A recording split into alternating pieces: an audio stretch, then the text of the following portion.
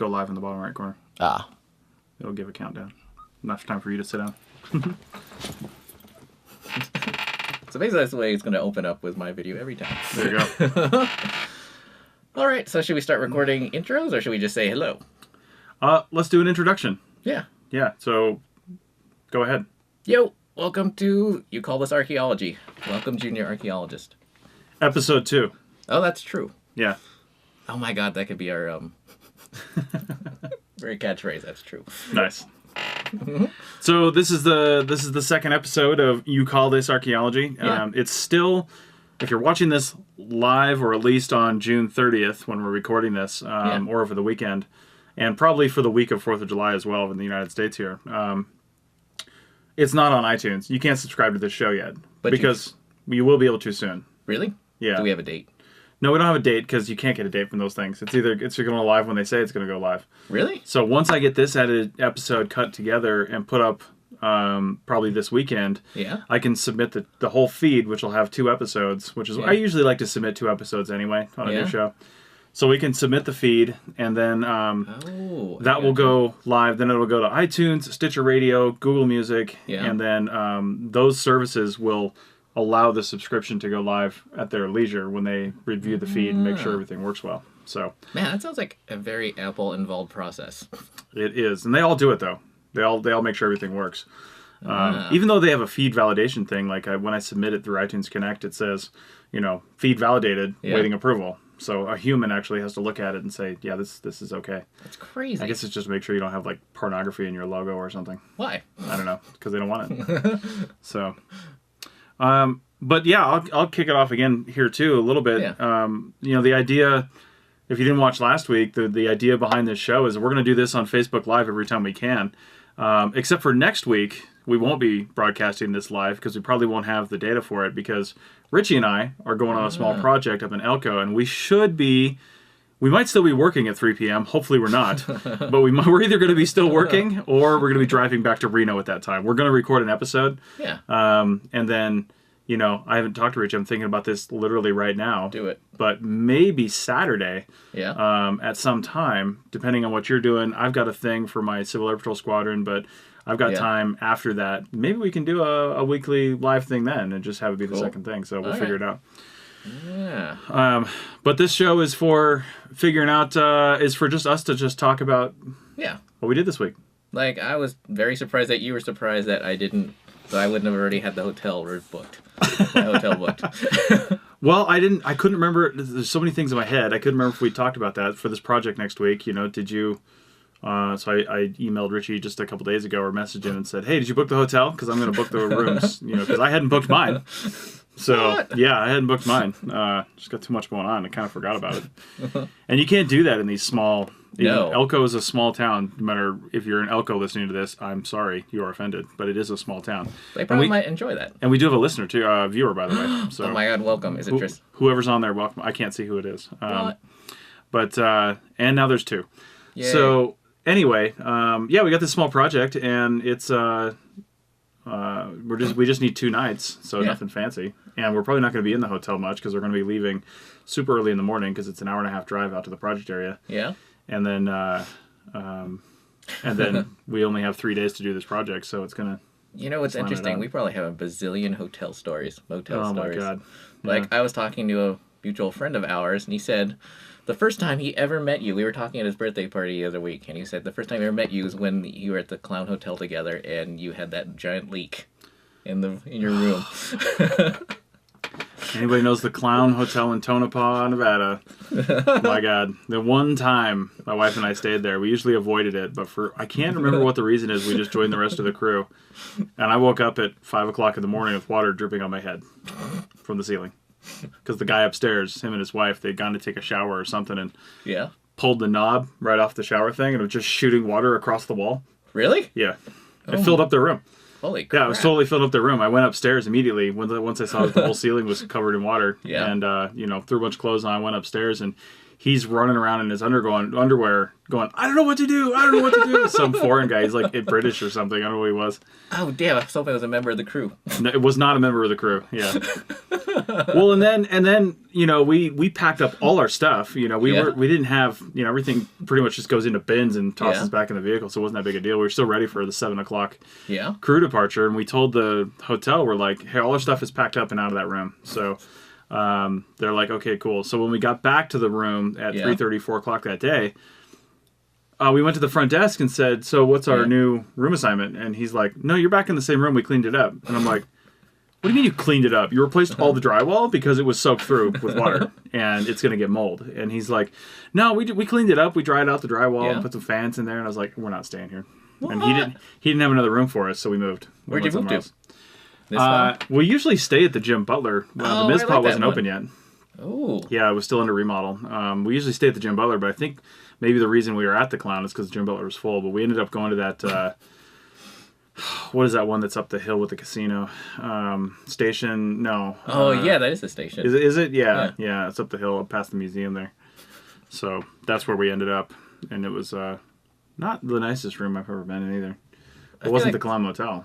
That's like a Nevada thing. Like, the first time I went to Ely, I stayed at, I don't know if I should say it, but the floor 7s? The 4-7s.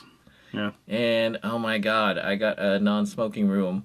And they said, yeah, well, it's non-smoking now. We just, like, you're not smoking in it, so it's a non-smoking room. Yeah, totally. And it smelled gross.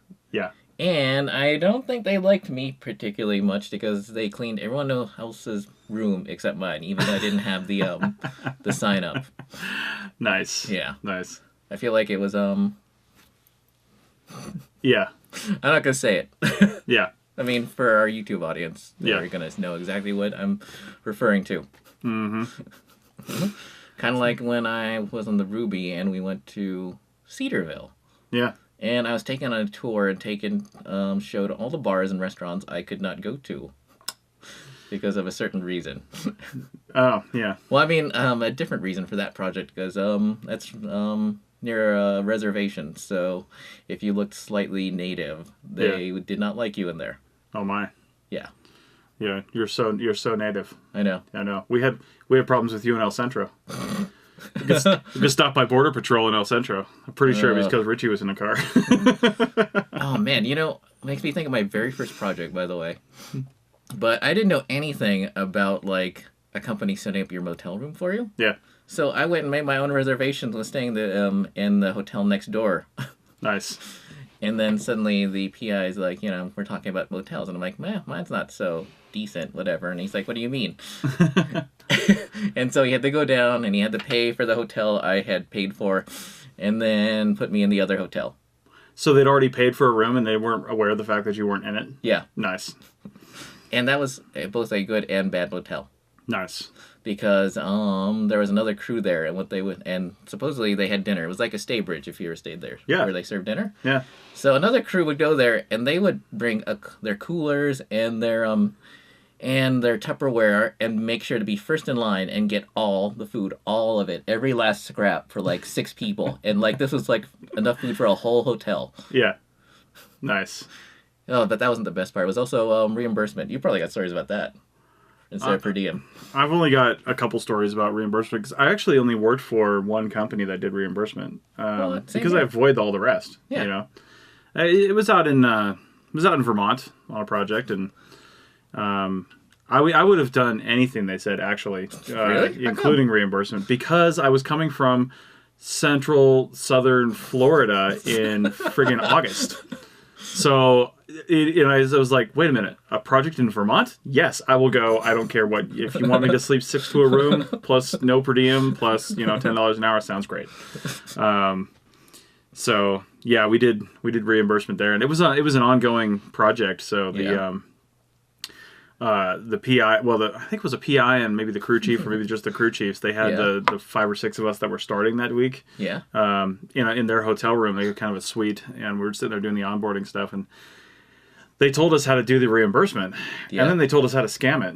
And really? They told us how to buy a receipt book at like office supply place, but don't make the receipts in like all the same handwriting. Like have your friends do it, and don't use consecutive numbers on your receipts. Like pull from different. Like buy a package of like 6 receipt books and use ones from different. Oh wait, were they also one of the companies that wouldn't pay for alcohol? Yeah, well, and that was their corporate structure. You know, Yeah. there wasn't like a small CRM firm. This is a massive corporate, international Yeah, corporation. it's always that way, isn't it? Yeah. Well, and that they're not even being told not to do that. Honestly, for shovel tests, it just depends on what the agency wants. So. Alrighty. Yeah. Well, for the YouTube audience, we are now back. It's kind of the Wild West for the YouTube audience right now. That's even better, though. Oh my Yeah. god, are you gonna leave that in for the podcast, the audio podcast? I'm not going to cut it. So, Yay! Yeah. Oh my god. So hey, I was still talking and providing value. true. Yeah. But that's even better because now you have a reason to watch both. That's right. That's right. Although it's gonna take me about a bazillion years I know. to edit it. I know.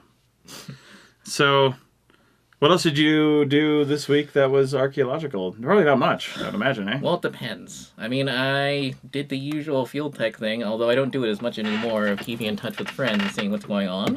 Mm-hmm. And Networking. Yeah. So I was like because I had been sending in emails to like a regular contact, and they always get back to me, always. And for the past month or so, it's been dark. Yeah. And so I emailed a mutual friend of ours, one of my favorite crew chiefs, and she's like, "Oh yeah, that company just closed that branch office, and it was sudden. It wasn't like a thing where they saw it coming." Oh, wow. And it was Somebody saw it coming. well, yeah, but not them. Yeah. Oh man, I don't know if we have anything to add to that we can without saying names, because when we're in the bar, we obviously talk a lot about this. But I feel Yeah. like it's one of those things where it is a shame because for every crappy company, like the one we worked for down by the airport here in Reno, that closes down and should close down. I mean, not necessarily because, there were bad people working there, because we weren't exactly maybe Yeah. doing the best work. As long as they're not bad-mouthing company, I have no problem praising good companies. Yeah. So, we shouldn't slander a company because it's just our opinions. But, and maybe we should preface it with that. So saying if we say something about a company and we say their name on the air, it really is just our opinions. True. We're not trying to influence anybody else's opinion. I would always say, too, like if I worked for XYZ archaeology company 5 years ago, and I say, damn those guys, it was terrible, I hated my experience. Well, the person or people that probably made that experience terrible are probably gone now. Yeah. So you can't crucify a company forever because True. you had a bad experience there because the turnover is so high. That's now, if it's true. the owner that caused your problems, then, And some companies are just weird. Like, they do really good work, and you see them at every conference, but they don't treat their field techs very well. And yet, they had got very surprisingly loyal people, which is, it's almost cult-like at some companies. Loyalty is purchased, I feel like, in a lot of ways, because people with... Not $16 an hour. Yeah, but people with permanent jobs, even at $16 an hour, are afraid to lose those because they want the stability. Yeah, but what about the field techs who are like, I love this company, and I'm being paid less than everyone else in this entire region? Again, people with jobs will take a lot of crap, even if it means they're not getting paid as much, even if it means they're asked to do things they don't like in this field. It's unfortunate, but in this field, people will just continue doing these horrible things because they have a job. I mean, is that the reason you got into archaeology, is to have a job? You can do anything and just have a job. Well, that's what I don't understand. That's what people don't get. Yeah. It's well, and that's where financial planning comes in. I feel like we don't have enough financial planning in this field. So if we don't tell people enough, like, hey, you're new in this field. Yeah. We understand you just got out of college, or maybe you just started, or whatever you're doing. But chances are, if you're not broke yet, you will be. And you definitely will be. Yeah. And try to find those jobs early on. Again, take what you can get, but try to find those jobs early on where you can have a decent per diem. Yeah. And then maybe make some sacrifices as well. If you can hook up with somebody in the crew, maybe room with them. If you're just getting all your... I mean, I wouldn't do this because I don't want to, but maybe room with somebody to save money, or, go camping, do whatever you're going to do. Yeah. And do that for the first few months of the field season. Yeah. Take the shots, do whatever you got to do. Put some money in the bank. That way, when you get that crappy job, you're not locked in because of the paycheck. And you can run away. You can run away. You can say, listen, you guys suck. I have enough money to live on for the next month. I'm going to go find another job. That actually makes me think of something. Like, I keep... something. Now yours just went down. Oh, it overheated. Wow. Ha. It's probably because of the battery. It's plugged in. Interesting. So just for those of you who are wondering what is happening, our Facebook Live just went down because of the miracle of Apple. All right. Well, that's Wow. fine. Oh my god. I guess I shouldn't have that plugged in while I'm using it. Really? Yeah, it was just jacking the battery up. Interesting. You Yeah. figure Apple would have taken care of that. They did. They shut it down because of temperature. No, but I meant, you figure they would have had some power management. Yeah, I guess not. I don't know what's happening. So Ooh, this is awesome. yeah. But just to keep going, because obviously we still got an audio audience. Yep. But was I thinking, I keep recommending to people, why don't you try Uber or Lyft? And people are like, I have more self-respect than that. And I'm like, and then I was thinking about it, because, you said, when the collective was at a different place, you ran into someone who you wouldn't have expected to be joining Lyft. Am I wrong? No. Yeah. Yeah. My banker. Yeah. See? And he's probably got plenty of money. He's got tons of money. He's a banker, and he just wanted something else to do on the side. There's almost just something. So these aren't stigmatized positions anymore. Apparently they are. Well, it's only because people think they are. I mean, they don't have to be. Yeah, but it's like, you got to do what you got to do. I mean, is that more stigmatizing than going on unemployment? How many field techs do we know who won't go on unemployment? Right. Like, they want field teching to be a full-time, like, their job, like, their, career. But it can't be because of the nature of the job. It's contract to contract. Well, and sometimes I feel like I don't know what I'm trying to say. Sometimes I feel like the whole unemployment thing, like I didn't go on unemployment until I think it was that last place I actually worked before I started my own company months later. Really? I went on unemployment after that, and it was primarily because we were coming up into winter, and right when I got laid off, it was like Halloween. Yeah. And so I was like, you know what? I'm not going to try to find anything else. I'm just going to go on unemployment. It'll carry me through the winter with my savings, and I'll be fine. But realistically, you should contact whatever unemployment agency you should, and that can get sticky if you work in a lot of different states. But that's true. Wherever you have residency is where they should be paying in unemployment.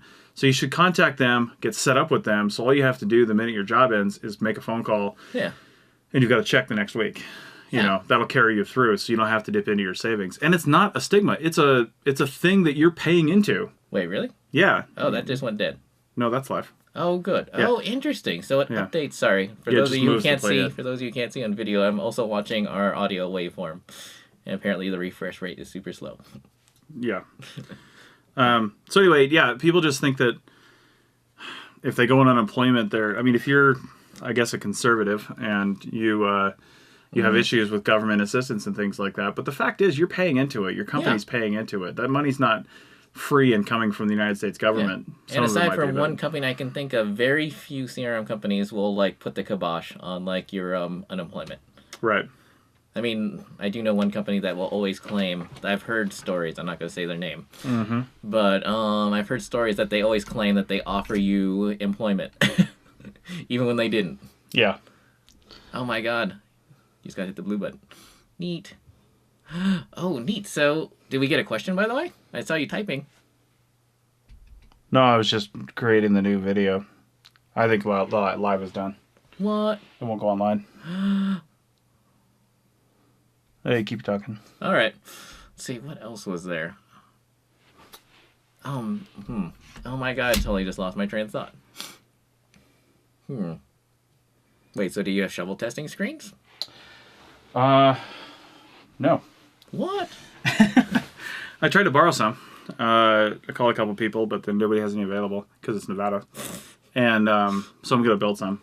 Really? Just some hand screens, 2x4s and mesh. Neat. They're not going to be crazy awesome, but they'll get the job done. Oh my god, that makes me think, weren't we working with an archaeologist a few years ago who considered a mark of archaeological awesomeness if you built your own screens? A lot of people think that. It's like a lightsaber. And wasn't he super proud that he had it in an exhibition? Yeah, I don't know. I guess. I don't even know. I don't even remember.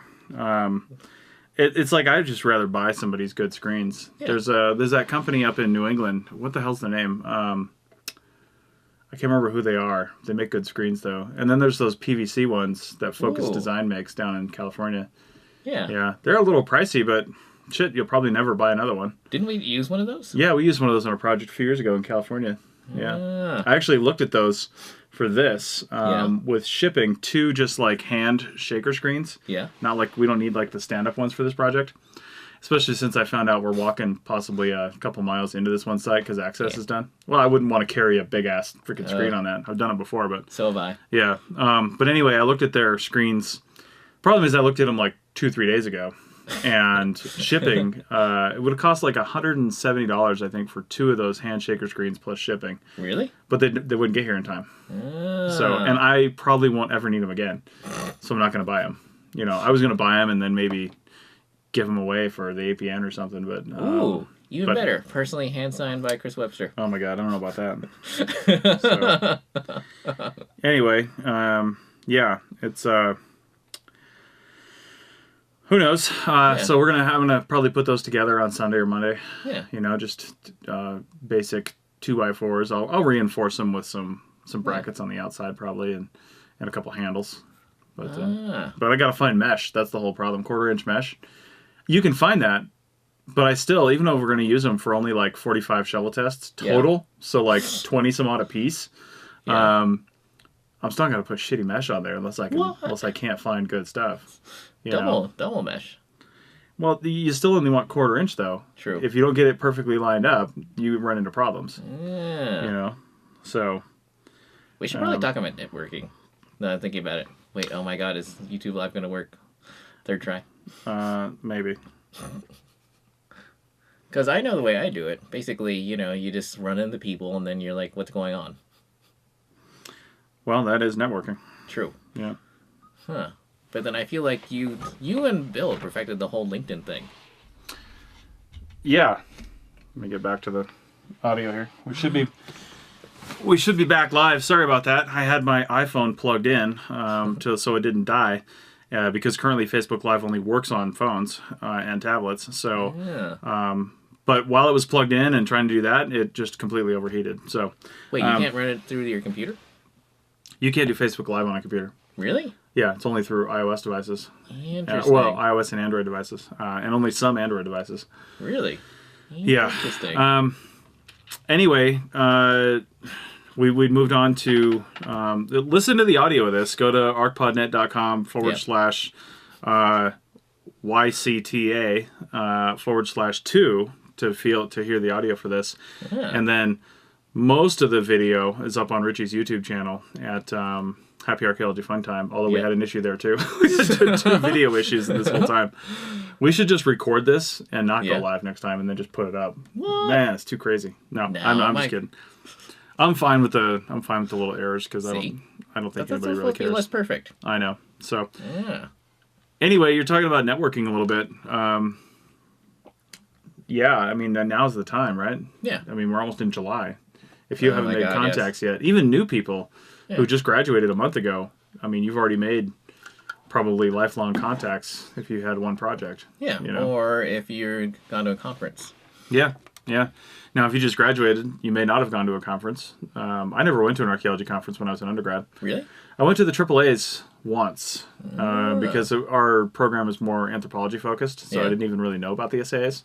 Yeah. And I went to the Plains conference once too while I was an undergrad.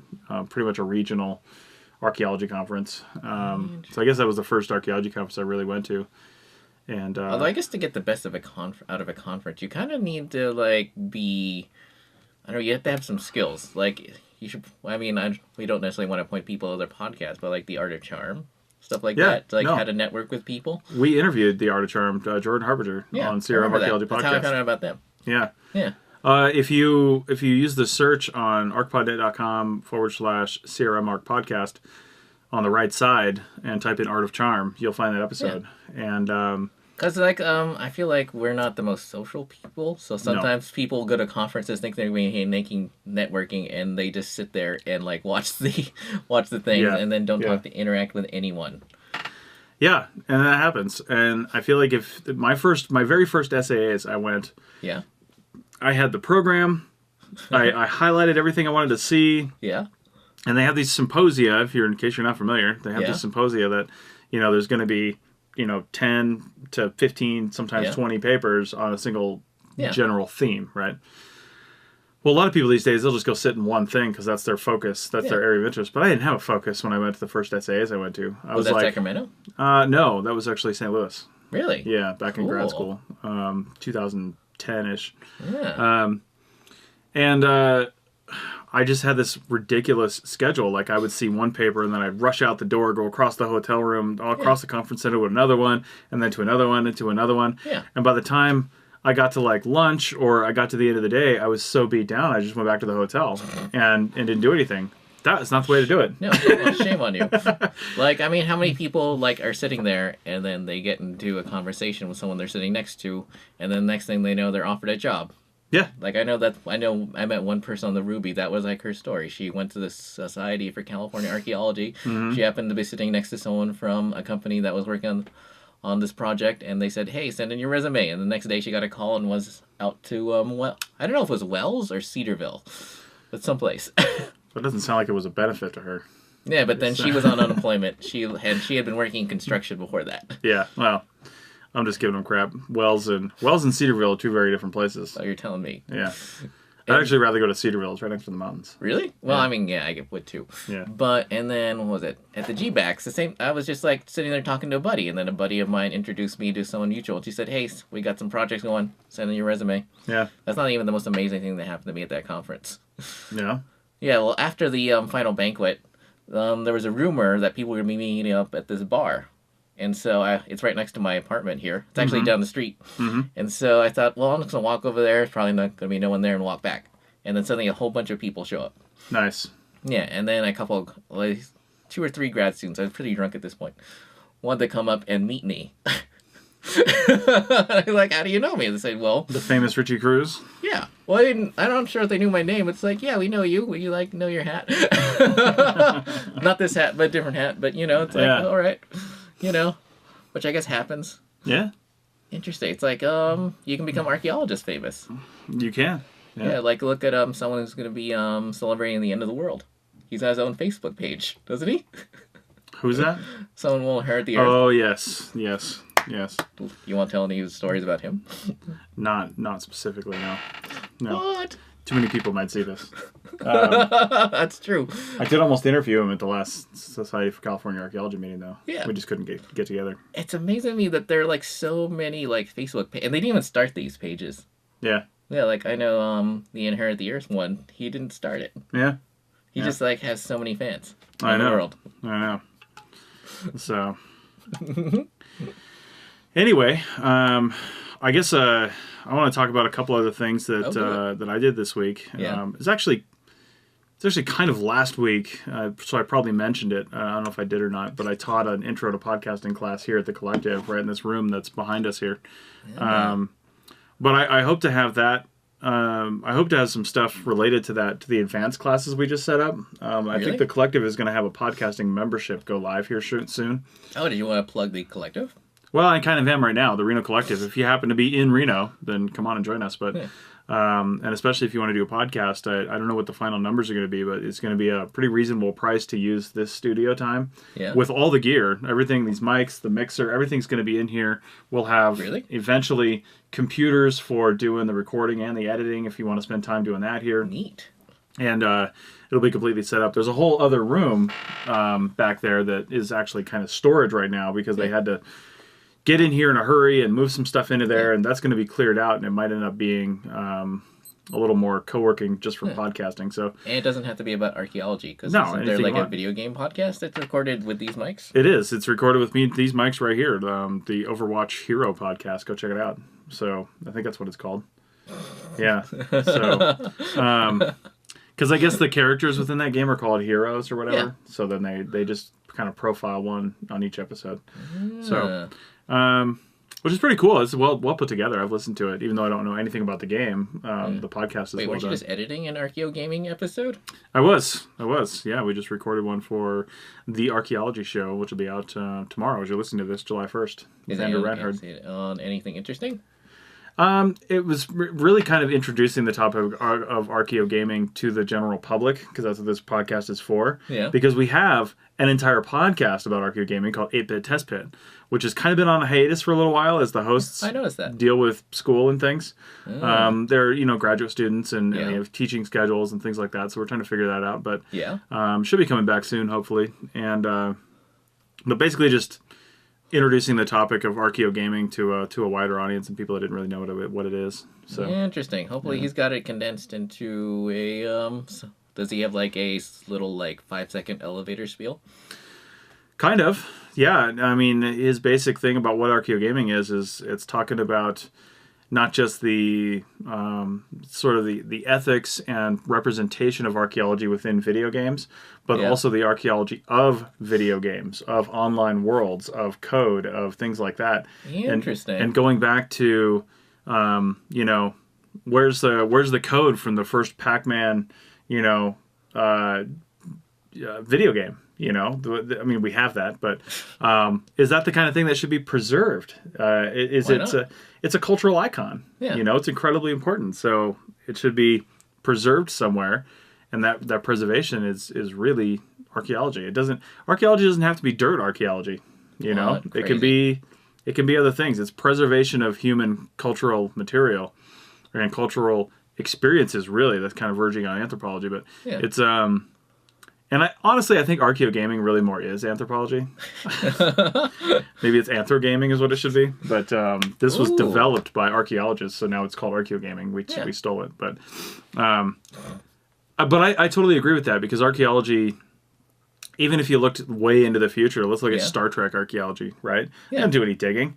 There's no digging. They just use a transporter, and they burn through the dirt with phasers, and then they beam it out, right? You say that. I know. It's still archaeology, though. Yeah. It's still, it's xenoarchaeology. But, interesting. Yeah. So anyway, that was a good episode. The Archaeology Show, episode 19, kind of gave you a nice primer and a good discussion about Archeo Gaming. And then go check out the documentary Atari Game Over.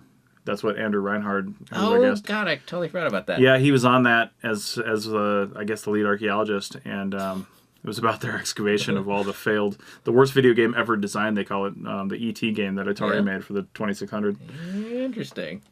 So, yeah. Wait, so aside from doing hotels and editing, been doing anything else? Yeah, I've been doing a little report writing. I've been trying to finish up, trying to pay the bills, honestly. I don't want to do it. It's really stuff I don't want to do, but I have to do it. I just don't like writing reports. A lot of people do. I don't like it. I like doing the work. I like getting out there and designing and doing the logistics for field work and things like that. But when it comes down to just sitting down, because for archaeology reports, there are some fun things where after you've done all the BS in the report, you have time to sit down and kind of say, okay, what does this all mean? Well, what did we learn? What did we add to the knowledge? That part is fun and interesting. The rest of it is just boring BS. It's just, my God.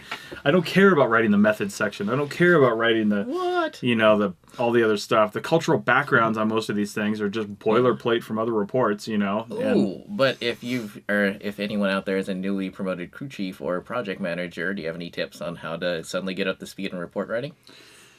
Yeah. Pester. The only thing you can do is be annoying, because they'll shut you up by saying, here, take a look at this. Always try to look at the reports that from work that you were on, so you can see how your work was represented. Sometimes they just simply won't give them to you, but especially if you're a traveling, shovel bum. Yeah. If you work on a project, and then the other big problem is, let's say you finished up a 3-month project with some company, and then you're off doing something else. The final report for that, I feel like, I don't know what the legalities of this are, but I feel like you have the rights to see that. You were on the project. So there's that. But you're not permitted with the agency, more than likely, so maybe you don't actually have the rights to see that. And if it's on private land, you almost certainly don't have the rights to see that. But ethically, I think you should, and I think we can hand out copies to these things. Honestly, I wouldn't do it for some stuff, just because you do get into some weird ethical concerns. But so you got it, not a one size fits all. That being said, while you're there, try to see if you can see that report, because if you finish a 3-month project, the final report might not be ready for 9 months. Then you're off on something else. But ask to see other reports that company has. They have them in the office, so ask to see them, and just familiarize yourself by reading reports and by looking at reports what the requirements are. And then you can get, you can kind of get into that. And then, like I said, be annoying. The squeaky wheel gets the grease. So if somebody comes down and says, hey, of you 20 people, we need one person to come in the office and, do this and help out with this. And you're just like, oh, I'm familiar with your guys' whole procedure. I can do that. So. Oh, and if you're still in school, if anyone out there is still in school, and you happen to be at a school that had done CRM work in the past, they probably have them laying around, the reports. Yeah, they might. And we had 3 more viewers there. Thanks for coming back. If you saw part one of this. So. But actually, that's the way I still got I probably still got it someplace in my bookshelf. But for my section 106 class at the school I went to, they say, like, here, read this report. Yeah. Familiarize yourself with how to write a report. Yeah. Well, the course I went to for my graduate school, we basically were writing site reports for sites that were, I guess, excavated and partially analyzed by grad students in the 70s. But they didn't. It was rescue archaeology. They were creating a reservoir. So it was basically just, let's get this shit out as fast as we can. Yeah. And then no work was done to it after that. So I reanalyzed the entire collection because it was a preliminary analysis was done so they could bag it. It was just like, oh, this is pottery. And so I took everything back out, recataloged it, reanalyzed it, and then wrote a site report following the Georgia Site Files report writing guidelines. It was a CRM report. It was put in the Georgia Site Files. If you go do a lit search and you're in that area, you're going to find my thesis. Neat. It's basically a site report. So that's the benefit to going to a CRM program. I can't speak for all of them, that they're all going to be like that. But this program happened to be like that. Yeah. Which brings up something real fast, because I wrote this down so I wouldn't forget it. We do have a new advertiser for July for the we just inked this deal yesterday. Really? For it's going to go out probably on the I guess we could put it on this one, but he didn't pay for it. We put the CRM Archaeology podcast, the Archaeotech podcast, and the Women in Archaeology podcast. It's going to be an ad from Simon Fraser University up in British Columbia. Neat. Up in Vancouver. Yeah, they contacted me. They've got a heritage resource management program up there. That's what they call it up there. It's basically a CRM master's program. Neat. And we're actually interviewing them for the CRM Arc podcast on Sunday, which will go out. I'm doing a quick turnaround and taking the episode we actually recorded with a friend of ours and bumping that 2 weeks so I can get him in early. Because their deadline for this program is August 7th. Oh, gotcha. We didn't say that in the promos because we want this to run throughout. He might be running this again, so you'll be hearing promos for it, but you'll also hear that he'll say it in the episode because it's going to go out July 5th. But if you're interested in a heritage or cultural resource management master's degree, they're taking people for the fall right now. And Simon Fraser is the only university in Canada accredited in the U.S. Really? Yeah, so you can get up there super easy. They work with you for tuition and all that stuff. It's pretty reasonable. And go up there and get your master's degree in Vancouver, freaking Canada, which is a great place. It'd be interesting to do, if you did follow-ups with some of the other programs you've talked to before. Yeah, and we should. And it's just really my laziness why we haven't done that. What? So I need to contact them again and see how they're doing and maybe talk to some students. Oh, I mean, better. Yeah, so. Ooh. Anyway, I wanted to make sure we get that in because that's pretty exciting.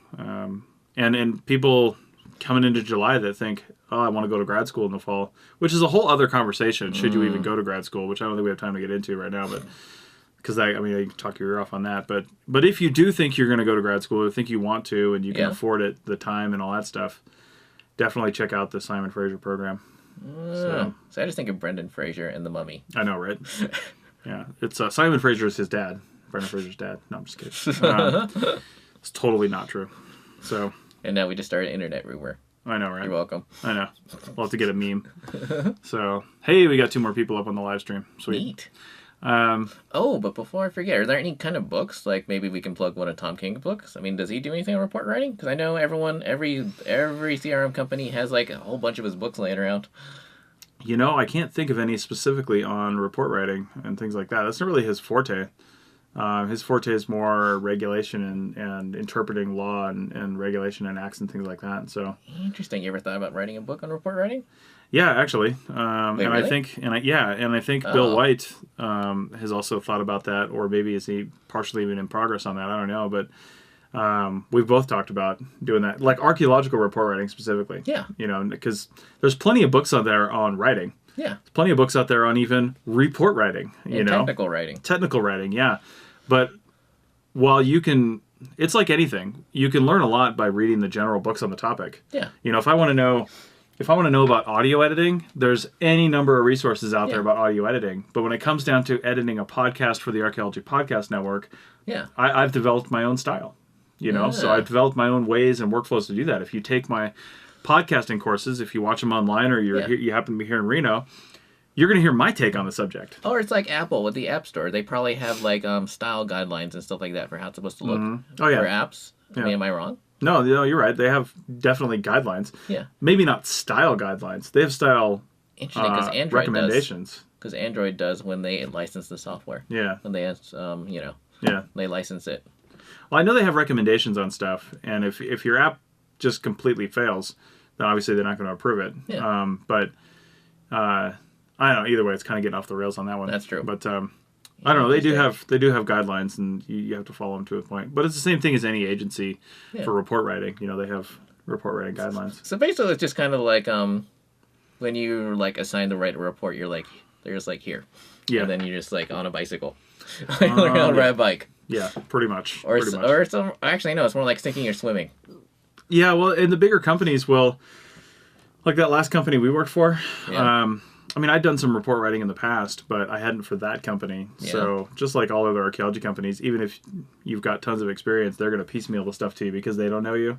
Yeah. So I was tasked to do just little sections of things before I was handed my own project. Interesting. Like what? I don't know, like to do the cultural background, which is basically taking the boilerplate from other areas, doing the research from other projects that are in that area. Yeah. And basically seeing if the company had its own projects in that area, then you could legally plagiarize your own report, your own company's reports, and just drop it right in there. But then also, I happen to, because I listen to podcasts and stuff, actually, I had knowledge. Like, it was right around the time that the Paisley Cave stuff was coming out from Oregon. Remember that? Yeah, so the whole paleo section of the cultural background was completely not updated because of that information. So I did some research and I updated that boilerplate. So not really that big a deal. Plus also they'll have you do things like the methods section. There's always a methods section that says who was out there, what dates were you out there, what equipment did you use. It's got to be reproducible because it's still science. Yeah. Supposedly. I know. Those are just stats sections though. It's basically like who, what, where, when, why, and how. Interesting. Yeah. The conclusions are almost universally going to be written by the PI or the PA. Really? The project archaeologist or the project manager, whatever you call yourself, or the PI. Interesting. It's not the PI in like a larger company. They're not going to write anything. Yeah. But, probably the project manager, they're going to write all the conclusions. So, because that's the fun stuff. And that's what they're paid to do. Yeah, that's what they get to present on. Yeah, that's why they get the big bucks. God, I just thought about it. Like, that's how I learned graphic design, helping out a report. Yeah. I totally forgot about that. Yeah, totally. Oh, man, and then I remember your incomplete, was it section drawing of that trench? Because we were going to do it later. Yeah, and we never did. Yeah. And I hear somebody did it from a photograph. Yeah, after I left that company. Because we took pictures. We made sure we had those, and then somebody drew it from a photograph. Because I remember I had to do the graphic design for it, and like, where was the rest of it? Yeah. Yeah. Maybe you drew it from a photograph. Maybe. Yeah, I don't remember. Oh my God, that's so long ago. I know. That's crazy when I think about it. Like, I'm not sure, obviously the audio audience isn't able to see this, but this is the first year with the field school. Nice. Yeah. Nice. I don't know why I wore it today, other than the fact that it was clean. But for those of you who are watching on live or YouTube, it says 2007. Nice. In 1080p, unless Facebook Live doesn't do 1080p. No, it's not, because my front camera doesn't do 1080p. It's 720. Oh my God. So, I thought Apple was supposed to be better at everything. I know. Well, if I turned around, I couldn't see it. So, anyway, we're at about an hour on the audio. We definitely are. And I'm in Civil Air Patrol, and we've got a whole game night tonight I've got a plan for. It's just a fun family thing. I actually have about 7 or 8 of my Monopoly games in the back of my truck. This other woman brings all these other tabletop games, and I'm like, I love Monopoly. I don't care if you do or not. I'm bringing it. Wait, no Civil Air Patrol D&D group? Not that I'm aware of. Yeah, should be one. I know. So anyway, so I've got to go there, and I've got to go to Costco and pick up 10 pizzas and a bunch of other stuff, Cool. and then go do that. So next week when you hear us, hopefully we'll be recording that. I'd like to record at least a portion of this on the road, and we'll see if we can't just tie that into maybe a video recording the next day or something. Interesting. You can always obviously the phone just goes on the dashboard, and then I've got to set up for this.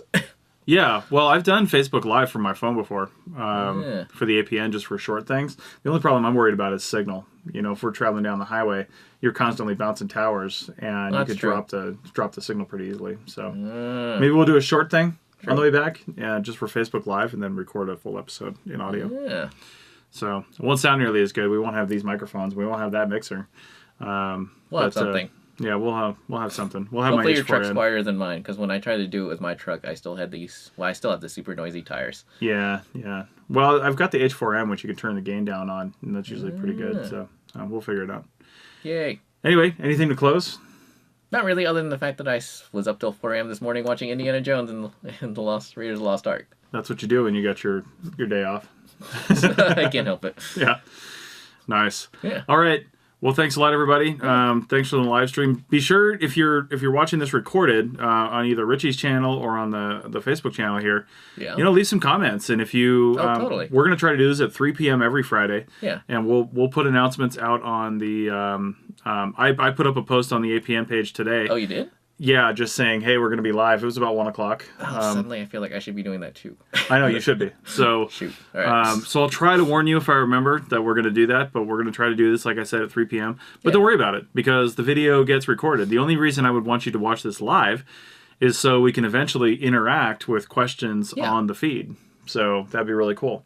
And maybe we can better internet in here. yeah, we're working on that in here. Just so people know real fast, we're in this isolation booth at the Collective that used to be a recording booth, and it's specifically designed to dampen or attenuate signals coming in and out. Yeah. So the Wi-Fi is actually having kind of a hard time getting into the building. And I don't have enough data. Yeah, and he's got a data problem. So anyway, that's it for me. Thanks for listening. And if you're listening to this on the audio, then the membership site is live for APN. What's the address? arcpodnet.com/members. So you can sign up on any page, because they added this little login sign up thing to all the APN pages. Oh man, you should have had that written out or some sort of sign to hold up. I know, but if you go to /members, you'll see the three tiers of membership that we have, and you can always upgrade or downgrade, and there's a 14-day free trial. So I'm not going to send you a friggin' t-shirt and a coffee mug until the end of your 14 days. But there's, in fact, for anybody listening to this in July, we're not sending anything until August. We need to get this worked out first, right? So, but you will get stuff if you're getting stuff. Because every level gets something. The very first level gets an APN sticker. Oh my god, an APN safety vest. We'll have to work on that. The second level gets, an APN sticker plus some show stickers. I think it's 5. Yeah. And then the third level gets all the show stickers, which we haven't even made yet. They get all the show stickers, a coffee mug, and a t-shirt. And then as we add more swag throughout the year, you'll get something automatically as part of the membership. An APN hard hat. Oh my god! You put your sticker on there, and every hard hat becomes an APN hard hat. So, all right. Well, I'm gonna rudely stand up for the Facebook audience and put my stomach in front of the camera so I can shut it off. But because there's no remote way to do that. True. But for the audio audience, thanks for listening. Yeah, thanks for listening, guys, and for the YouTube audience, farewell, Junior Archaeologist. All right.